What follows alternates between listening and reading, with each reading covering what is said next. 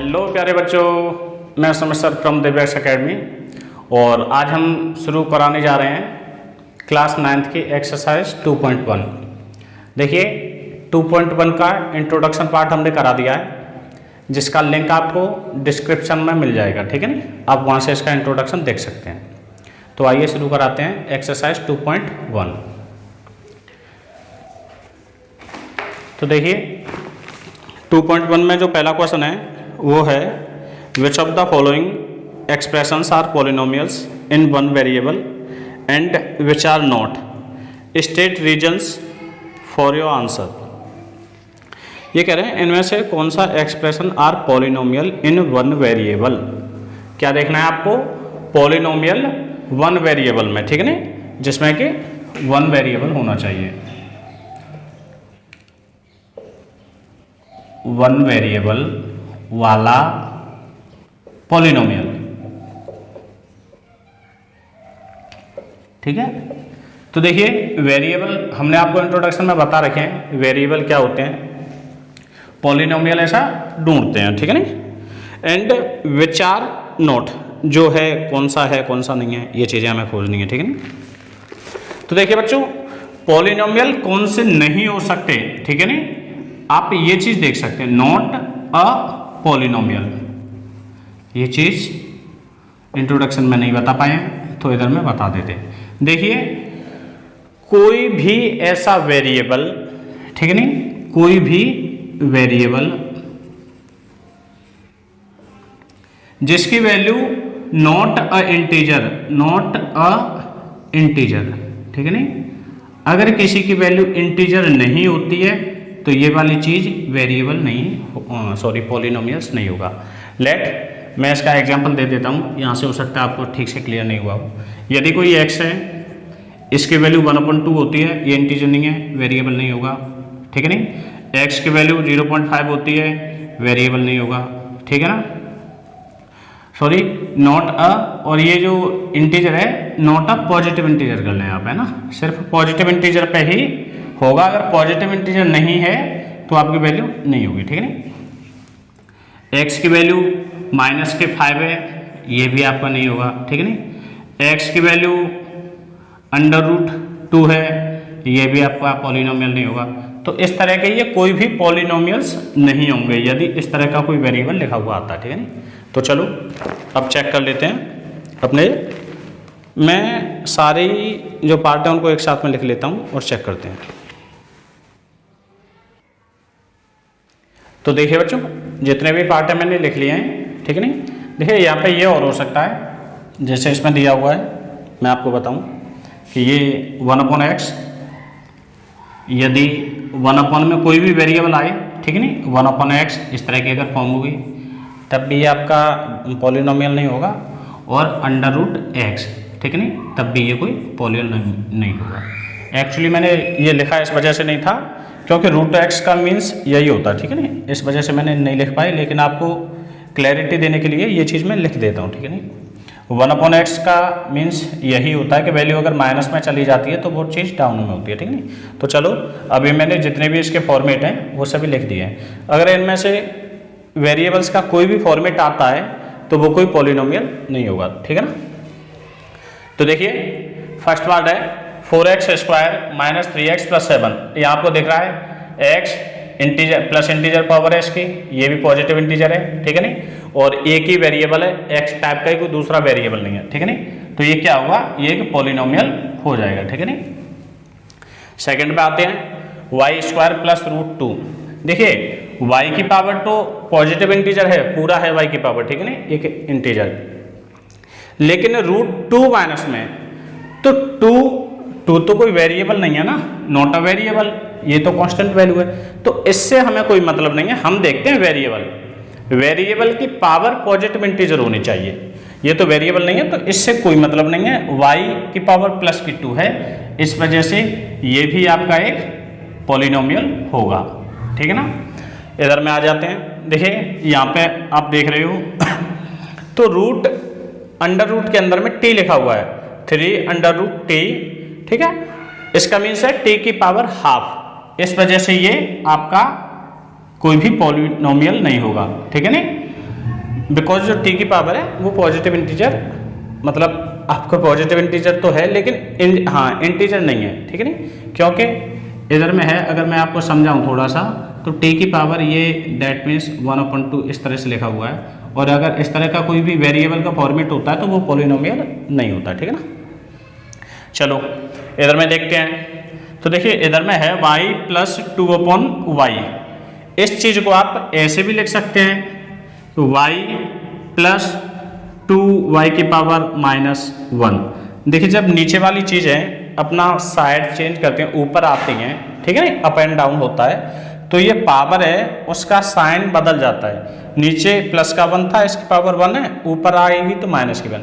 ऐसे भी लिख सकते हैं या फिर ऐसे रहने दो तब भी कोई दिक्कत नहीं है, ठीक है नहीं। तो मैंने बताया था 1/, अगर डाउन में आता है कोई भी वेरिएबल तो वो पॉलिनोमियल नहीं होता है। इस तरह से ये भी आपका पॉलिनोमियल नहीं है, ठीक है नहीं, इसकी वजह से या इसकी वजह से। आपका फिफ्थ वाला x की पावर 10, y की पावर 3 एंड t की पावर 50। इधर में देखिए पॉलिनोमियल कितने हैं इसमें, वेरिएबल्स, सॉरी इसमें क्या है, 3 वेरिएबल्स हैं, 3 वेरिएबल। हमें जो बताया है, जो हमें चीज़ें सेलेक्ट करनी है वो क्या करना था, 1 वेरिएबल में, ठीक है नहीं, लेकिन यहाँ तो 3 है। तो ये कह रहे हैं ये है तो पॉलिनोमियल, ये पॉलिनोमियल है but not a 1 variable, 1 variable नहीं है, ये 3 वेरिएबल है, ठीक है। इस वजह से इन 1 वेरिएबल में ये पॉलिनोमियल नहीं है, ठीक है नहीं। तो इस तरह से आपके ये पांचों पार्ट, इनमें हम देख लेंगे कौन सी चीज़ें पॉलिनोमियल हैं कौन से नहीं है, ठीक है नहीं। तो चलो इसके बाद इसका सेकंड पार्ट कराते हैं, सेकंड पोर्शन। देखिए बच्चों, यहाँ पे आपको right the coefficients of x square के कोफिशिएंट की बात कर रहे हैं, ठीक है नहीं।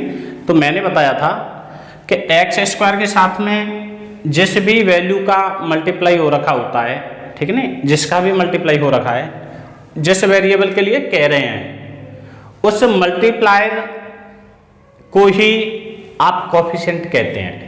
लेट यहाँ पे जैसे लिखा हुआ है आपका कुछ भी, देखिए मैं कर लेता हूँ ax², तो यहाँ पे देख रहे हो आप एक्स स्क्वायर में a का मल्टीप्लाई हो रखा है, ठीक है नहीं।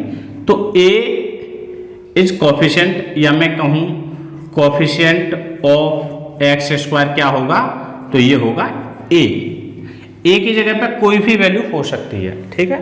तो यहाँ पे पूछ रहे हैं x², तो देखिए x² वाली टर्म को पकड़ो, सिर्फ इस टर्म को। तो यहाँ पे x² के साथ में आपको मल्टीप्लाई किसी का नहीं दिख रहा होगा। जब किसी का मल्टीप्लाई नहीं दिखता है तो वहाँ पे 1 का मल्टीप्लाई हो रहा होता है, ठीक है नहीं, क्योंकि इस वाली चीज़ को आप इस तरह से भी लिख सकते हैं।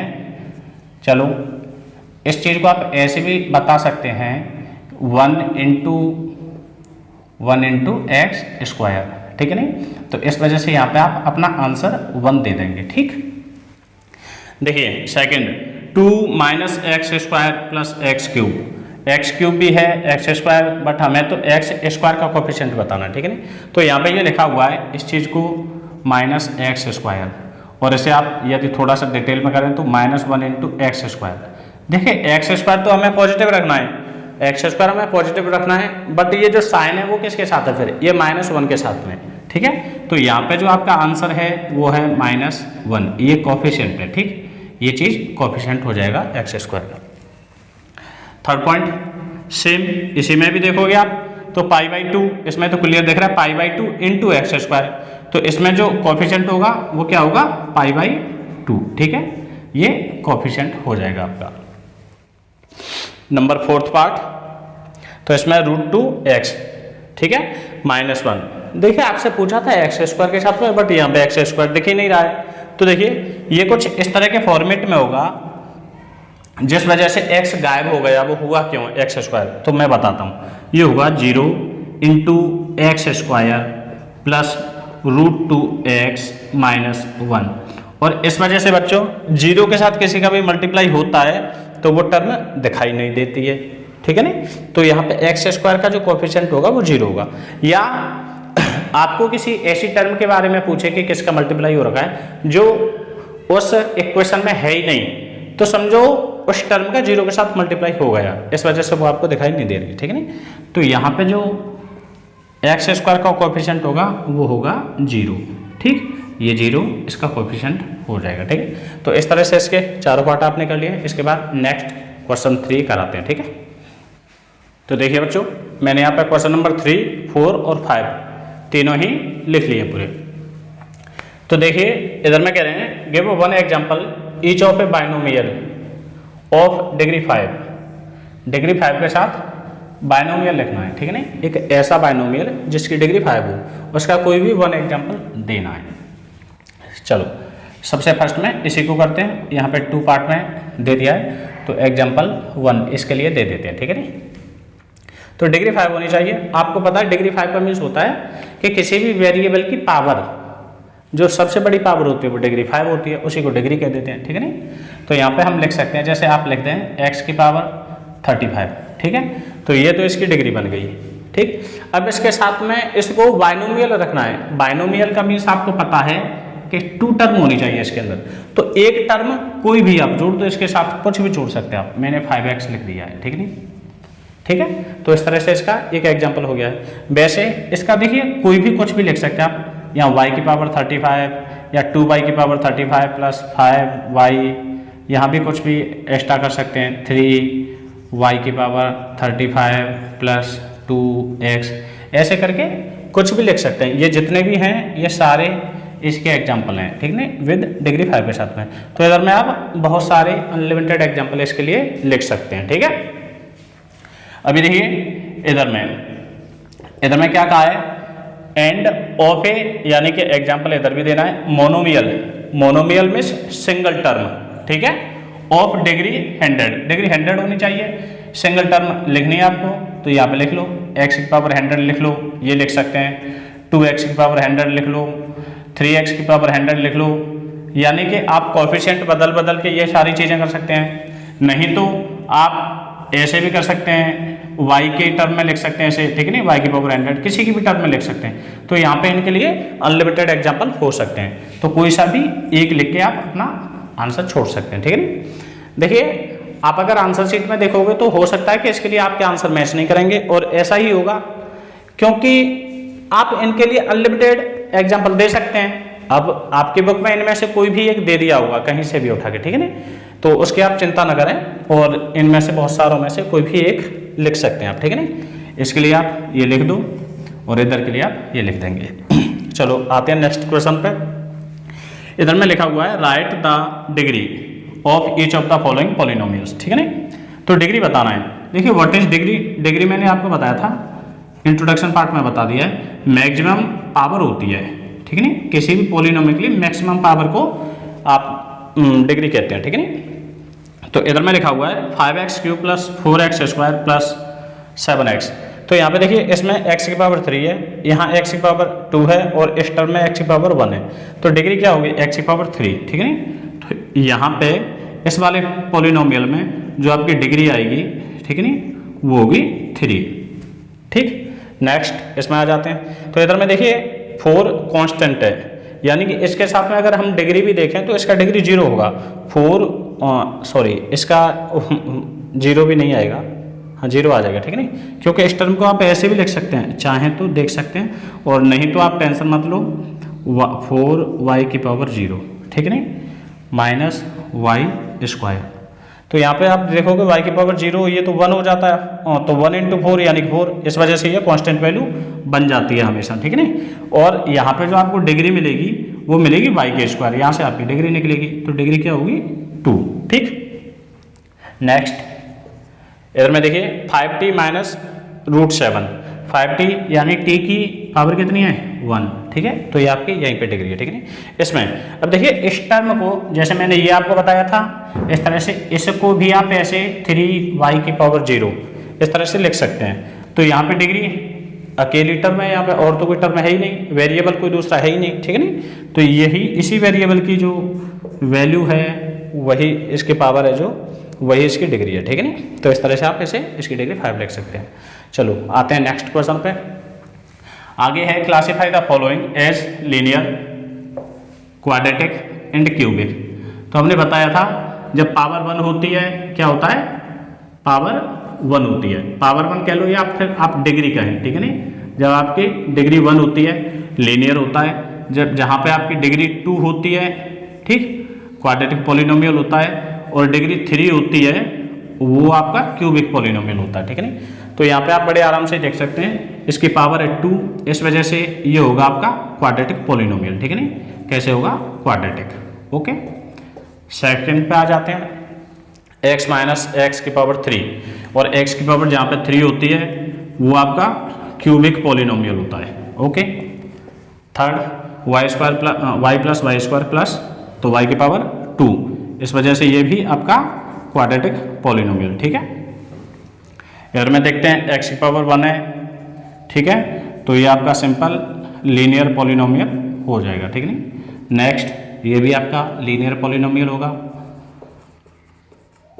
इधर में देखते हैं आर स्क्वायर, आर की पावर 2 है, और पावर 2 होने की वजह से ये क्वाड्रेटिक पॉलिनोमियल होगा, ठीक है, ऐसे लिख देंगे क्वाड्रेटिक। एंड 7x क्यूब, तो यहाँ भी x की पावर है 3, और ये हो जाएगा क्यूबिक पॉलिनोमियल। तो इस तरह से बच्चों ये एक्सरसाइज कंप्लीट हो जाती है, ठीक है नहीं। और इसे समझने के लिए यदि बेहतर तरीके से समझना है तो इसका इंट्रोडक्शन पहले देख लें, जिसके की लिंक डिस्क्रिप्शन में दे रखी है, और मैं कोशिश करूंगा इधर आई बटन पर भी आप देख सकते हैं, ठीक है नहीं, उधर में लगाने के लिए। तो यदि इस तरह से आपको मेरी वीडियोज पसंद आ रही हैं, so please do like, share and subscribe the channel. Thanks for watching Devesh academy.